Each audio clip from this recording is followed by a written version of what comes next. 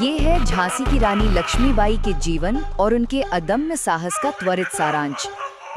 ये 1857 के पहले स्वतंत्रता संग्राम की उस महान नायिका की कहानी है जिन्होंने सिर्फ 29 साल की उम्र में अपने दत्तक पुत्र को पीठ पर बांधकर ब्रिटिश साम्राज्य की पूरी नींव हिलाकर रख दी थी।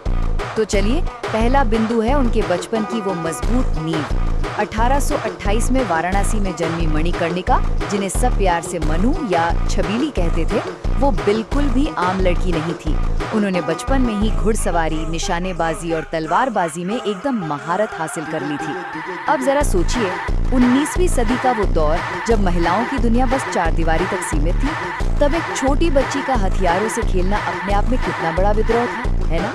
दूसरा, बचपन की इस तैयारी का सामना उनके जीवन की सबसे बड़ी चुनौती से हुआ।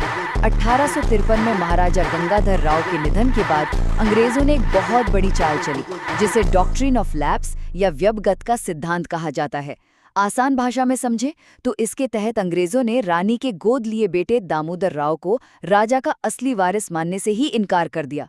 अंग्रेज सिर्फ उनका किला या खजाना नहीं ले रहे थे, वो सीधा उनका आत्मसम्मान छीन रहे थे। लेकिन रानी ने भी डंके की चोट पर कह दिया, मैं अपनी झांसी नहीं दूंगी।